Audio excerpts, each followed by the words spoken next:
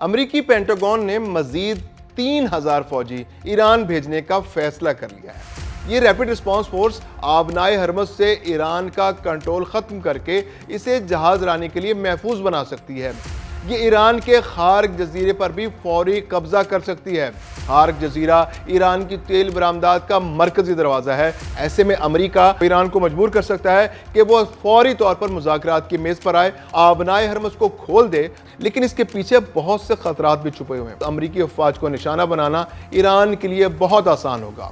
ایران آبنائے ہرمز پر حملے کر کے سپلائی لائن مکمل طور پر بند کر سکتا ہے۔ خارق جزیرے پر قبضے کی صورت میں ایران کے پاس سعودی عرب، متحدہ عرب امارات اور باقی خلیج ممالک کے آئل فیلڈز کو نشانہ بنانے کا آپشن بھی موجود ہوگا۔ خلیجی ممالک کے پاس بھی جنگ میں براہ راست کودنے کے سوا کوئی آپشن نہیں بچے گا۔ ایسے میں لبنان کی حزب اللہ، یمن کے حوثی باغی اور عراق کی ملیشیاز کا کردار اہم ہو سکتا ہے۔ خارق جزیرے پر امریکی حملہ یا ممکن قبضہ اس بات کا اعلان ہرگز نہیں ہے کہ اس کے بعد ایران ہمت ہار جائے گا۔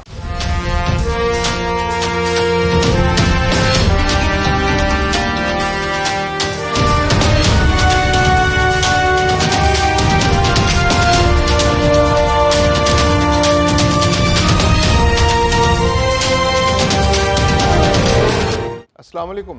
امریکی پینٹاگون نے مزید 3000 فوجی ایران بھیجنے کا فیصلہ کر لیا ہے۔ ان فوجیوں کا تعلق 82ویں ایئر بورن کامبیٹ بریگیڈ سے ہے اور یہ فورس ایمرجنسی رسپانس اور تیز رفتار مداخلت کے لیے جانی جاتی ہے۔ اب ایک ایسے ملک میں جس کی آبادی 9 کروڑ اور جس کی فوج 6 لاکھ فوجیوں پر مشتمل ہو اور جس کا رقبہ بھی 16,48,000 مربع کلومیٹر ہے، اس میں 3000 فوج اتارنا ان فوجیوں کی موت کے پروانے پر دستخط کرنے کے مترادف ہے۔ امریکہ نے اس سے قبل عراق میں 1.5 لاکھ فوج اتار کر اس پر اپنا قبضہ یقینی بنایا تھا۔ افغانستان میں بھی تقریباً 2 دہائیوں تک امریکہ کے لاکھوں فوجی موجود رہے، لیکن ایران کے لیے صرف 3000 فوجی؟ تو آخر امریکہ ایسا کیوں کرنے جا رہا ہے؟ اس کے لیے ہمیں ذرا معاملے کی گہرائی تک جانا پڑے گا۔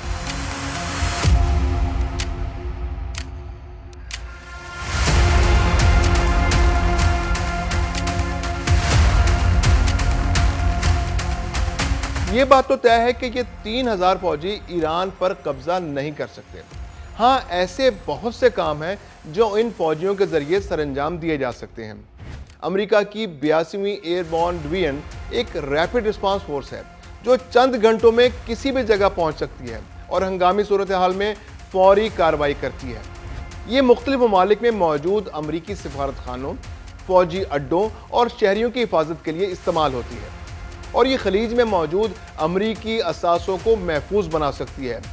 یہ ریپڈ رسپانس فورس آبنائے ہرمز سے ایران کا کنٹرول ختم کر کے اسے جہاز رانی کے لیے محفوظ بنا سکتی ہے، اور سب سے بڑھ کر یہ ایران کے خارق جزیرے پر بھی فوری قبضہ کر سکتی ہے۔ جی ہاں، ایران کی معاشی شارک خارق جزیرے پر، جہاں سے ایران کی 90% تیل برآمدات ہوتی ہیں۔ ایران تیل کے ذخائر رکھنے والا دنیا کا تیسرا بڑا ملک ہے اور اس کی معیشت کا مکمل انحصار تیل اور اس کی مصنوعات کی برآمدات پر ہے، اور ایران کی 90% تیل اور گیس برآمدات خارق جزیرے سے ہوتی ہیں۔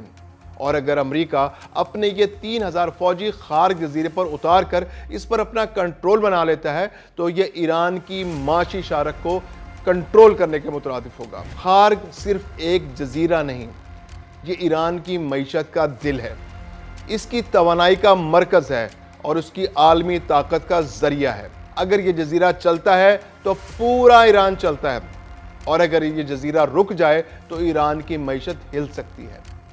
یہ جزیرہ ایران کی سب سے بڑی طاقت کے ساتھ ساتھ ایران کی سب سے بڑی کمزوری بھی ہے۔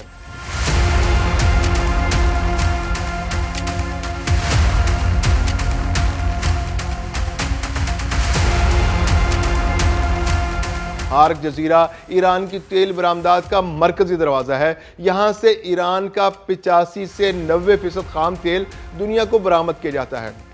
ایک اندازے کے مطابق روزانہ 1.5 ملین بیرل تیل یہاں سے لوڈ اور عالمی منڈیوں تک جاتا ہے۔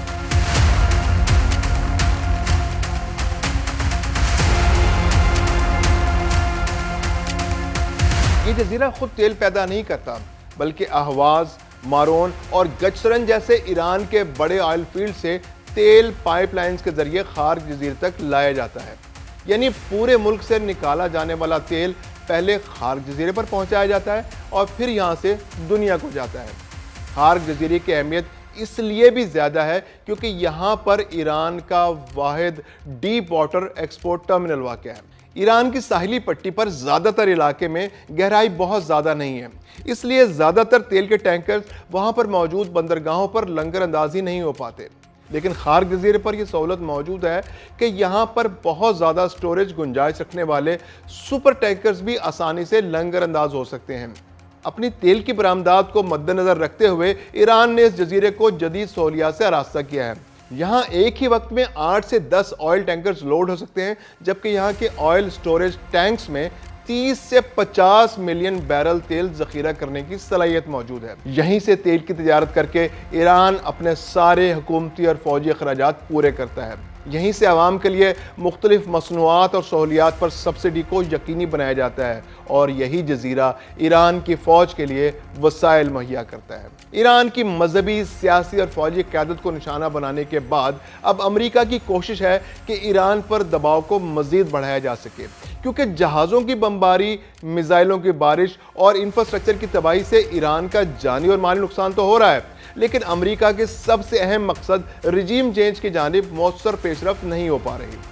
وجہ یہ ہے کہ اتنے سارے نقصانات کے باوجود ایران پیچھے ہٹنے اور مذاکرات کے لیے تیار نہیں ہے، اور جنگ میں ابتدائی نقصانات کے بعد امریکہ میں اب اتنی ہمت نہیں ہے کہ وہ ایران میں اپنے زمینی فوج اتار کر ملک پر اپنا قبضہ بنا لے۔ ایسے میں اس نے خارق جزیرے پر قبضہ کرنے کی حکمت عملی بنائی تاکہ ایران پر مزید دباؤ ڈال کر اپنے مقاصد پورے کیے جا سکیں۔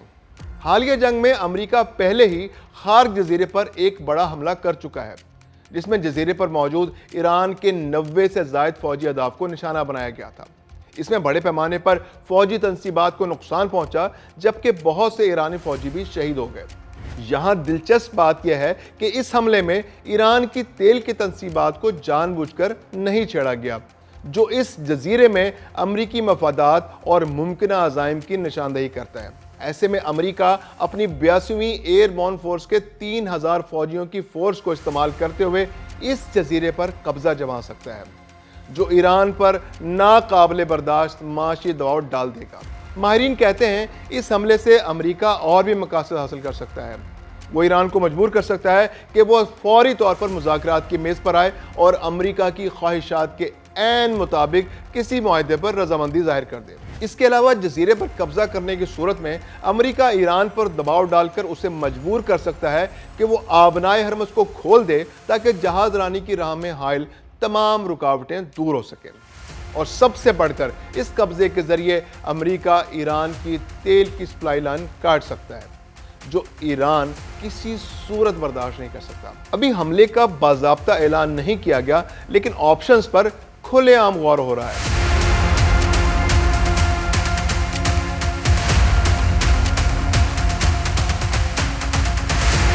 خارق جزیرے پر قبضے کا آپشن بظاہر کافی سود مند لگتا ہے، لیکن اس کے پیچھے بہت سے خطرات بھی چھپے ہوئے ہیں۔ سب سے پہلے عالمی سطح پر تیل کا بحران پیدا ہو سکتا ہے، جس میں تیل کی قلت اور قیمتوں میں کئی گنا اضافہ ہو سکتا ہے۔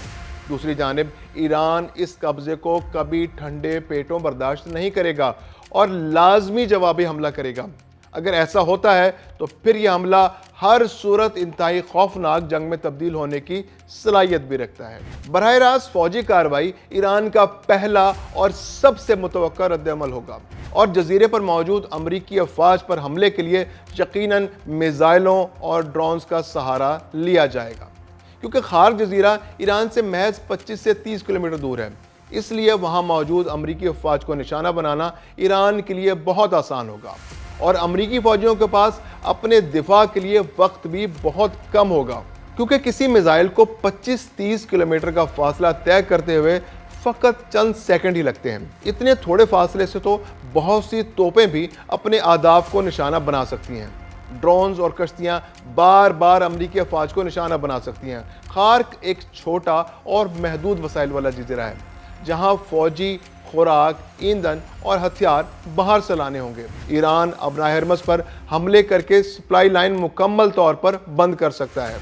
ऐसे में ये जजीरा चंद ही हफ्तों में नाकाबिले इस्तेमाल हो जाएगा। और दूसरी तरफ अबनाए हरमस मुकम्मल तौर पर बंद होने से अमेरिका और उसके इत्तेहादियों पर मजीद दबाव बढ़ेगा, क्योंकि अबनाए हरमस से दुनिया का 20% तेल गुजरता है। खार्ग जजीरे पर कब्जे की सूरत में ईरान के पास सऊदी अरब, मुत्तहिदा अरब अमारात और बाकी खलीज ममालिक के ऑयल फील्ड्स को निशाना बनाने का ऑप्शन भी मौजूद होगा। ईरान इस बारे में पहले ही वार्निंग दे चुका है कि अगर अमेरिका और इसराइल ने उसके ऑयल एंड गैस फील्ड्स को निशाना बनाया तो वो जवाब में अमेरिका के इत्तेहादी खलीजी ममालिक के ऑयल एंड गैस फील्ड्स को निशाना बनाएगा। इस तरह ये जंग यकीनन पूरे खित्ते में फैल जाएगी और ऑयल फील्ड्स पर हमले के बाद खलीजी ममालिक के पास भी जंग में बराह रास्त कूदने के सिवा कोई ऑप्शन नहीं बचेगा। खित्ते में मौजूद ईरान नवाज मुताहरिक ग्रुप भी इसराइल और खलीजी ममालिक के लिए मजीद नुकसानात का सबब बन सकते हैं। ऐसे में लबनान की हिजबुल्लाह, यमन के हौसी बागी और इराक की मलेशियाज का किरदार अहम हो सकता है। ये तो जंगी जवाब हो गया। ऐसे में ईरान को फौरी तौर पर मुतबादल रास्ते भी तलाश करना पड़ेंगे जहां से वो अपनी तेल की बरामदात जारी रख सके। उसे महदूद बरामदात के लिए अपनी छोटी बंदरगाहों को इस्तेमाल में लाना होगा। जहां ज़मीनी रास्ते इस्तेमाल हो सकते हों वहां उन्हें बरोए कार लाकर अपनी तिजारत को जारी रखना होगा। ये बज़ाहिर नामुमकिन लेकिन इंतहाई मुश्किल अमर होगा, क्योंकि इस तरह ईरान अपनी तेल की तिजारत को दोबारा शुरू तो कर सकता है, लेकिन ये ज़राए खार्ग जजीरे का मुतबादिल नहीं बन सकते और ईरान को अपने तेल की तिजारत के एक बड़े हिस्से से हाथ धोना पड़ सकता है। ऐसे में ईरान के पास एक ऑप्शन ये भी होगा कि वो आलमी बरादरी के सामने इस मसले को उजागर करे, अक़वाम मुत्तहिदा के पास जाए, अमेरिका को जाहिर साबित करे, चीन और रूस से राब्ता करे और उनकी मदद से अपने तेल की तिजारत को दोबारा अपने कदमों पर खड़ा करे। और इन सब तरीक़ों से भी अगर ईरान कोई मौसर कार्रवाई न कर सके तो फिर उसके पास एक ऑप्शन बचता है और वो है अपने ही हाथों खार्ग जजीरे में मौजूद तेल की तंसीबात और इंफ्रास्ट्रक्चर को तबाह कर दे, ताकि अगर वो ईरान के काम ना आ सके तो अमेरिका और इसराइल के भी काम ना आए। खार्ग जजीरे पर अमेरिकी हमला या मुमकिन कब्जा इस बात का ऐलान हरगिज़ नहीं है कि इसके बाद ईरान हिम्मत हार जाएगा और ये जंग खत्म हो जाएगी, बल्कि इस हरकत के बाद तो यकीनन जंग का वो मरहला शुरू हो जाएगा जो पहले से बहुत ज़्यादा तबाहकुन होगा। इसलिए बेहतर है कि दुनिया की ताकतें इस मामले में कूदें, अमेरिका और इसराइल को समझाएं कि अमन ही पूरी दुनिया की बका है। पाकिस्तान की सालसी में मुज़ाकरात की जो बातें हो रही हैं ये भी अमन को एक और मौका देने की कोशिश है। इन मुज़ाकरात के ज़रिए भी खित्ते का अमन वापस आने की उम्मीद की जा सकती है।